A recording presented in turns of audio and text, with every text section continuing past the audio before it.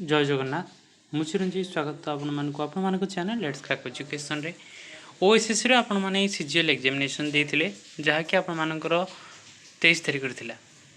तो वर्तमान आपण देखिबे यार नोटिस रिगार्डिंग आसे मेन रिटन एग्जामिनेशन रो एवं एथिरे ना आपण मानकर एग्जाम रो पैटर्न बदल छी। ठीक अछि, जो मेन रिटन एग्जामिनेशन होजी तारो क्वेश्चन पेपर रो पैटर्न बदल छी। तो से पैटर्न रे आपण मानकर किपर भाव में चेंजेस होची से विषय में जानिबा। तो वीडियो टी को शेष पर्यंत देखिया पे अनुरोध रहिबो एवं जदि आपण जानिछन्ते तबे आपण स्किप करि परिबे। तो चलंतु पूरा डिटेल्स जानि नबा। एठारे देखि परिबे से नोटिस टी आपणकर 29/6 आसला माने आज डेट रे आसी एवं आपण जदि देखिबे ना एठी लिखा है जे आपण मानकर जो क्वेश्चन पेपर जो चेंज होती सेटा आपण मानकर क्वेश्चन रो टाइटल चेंज होती एवं आपण मानकर जो मेन रिटन एग्जामिनेशन होइतिला केबे ना 2022 रे आपण मानकर होइतिला लास्ट ईयर तार जनरल स्टडीज रे आपण मानकर क्वेश्चन थिला ऑब्जेक्टिव टाइप थिला और शॉर्ट आंसर थिला।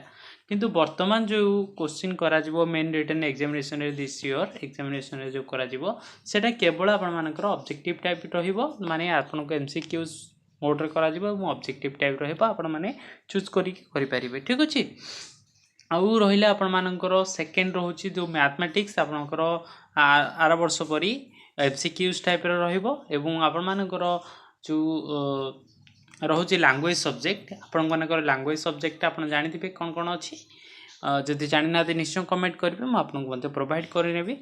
ठीक अछि, एटी 80 क्वेश्चन आपनकर एमसीक्यूज रे रहइबो एवं 80 क्वेश्चन जो रहउची एटा गोटे गोटे मार्क रहइबो एमसीक्यूज रहइबो एवं एठी रे आपनकर ओडिया जो रहउला पूरा रिटन रे वर्तमान सेटा नै वर्तमान एमसीक्यूज रे रहइबो एवं आपण मानकर जो राइटिंग रहउची एटा आपण मानकर आंसर कम बुकलेट रे रहइबो आपण को एठा लिखिया पे पड़िबो। एठा ट्रांसलेशन आउ एस राइटिंग जे दुईटा कि आपण मानकर लिखिया पे पड़िबो आपण को पेन और खाता रे लिखिया पे पड़िबो ओ मार्क शीट आपण को मिल जिवो सेथरा आपण लिखिबे। ठीक अछि, आउ व्यस्त भार किछि नै कारण आपनकर एमसीक्यूज वर्तमान 80 मार्क रे जाउची मात्र 20 मार्क आपण मानकर लेखा रेखी रे पडुची।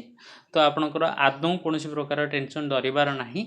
आपण माने जति क्वालिफाई करछन्ती प्रिलिमिनरी एग्जामिनेशन तब निश्चय आपण एटा मध्ये क्वालिफाई करि जिवे एवं आपनकर सिलेक्शन मध्ये होई जिवो।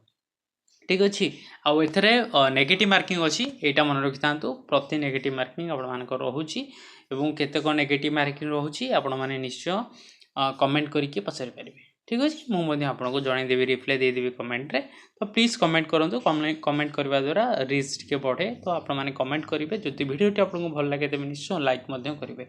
आ गुटी कथा आपण माने निश्चय पाइथिबे यारो आंसर की आसी जाइथिला आपण माने तार आंसर की चेक करथिबे आपनकर केते मार्क अछि। जदि आपनकर 87 रु एभव अछि बा 80 एभव अछि तो आपण मानकर होवार चांसेस रहिछि जेहेतु पोस्ट अधिक अछि एवं क्वेश्चन हार्ड आस्तिला एवं टाइम मध्ये कम।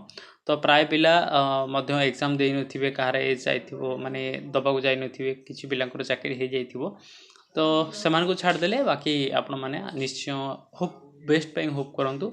आशा करबी आपण को संपूर्ण डिटेल्स दे परथिबे एवं जहां भी आपनकर क्वेरीज अछि आपण कमेंट रे पचारि परिबे मु आपण को रिप्लाई मध्ये कमेंट रे दे परिबे। जदि देई हो बनाई तब मु वीडियो बनाई के आपण को जणाई देबी। पुणी देखा आ गोटे वीडियो रे। जय जगन्नाथ।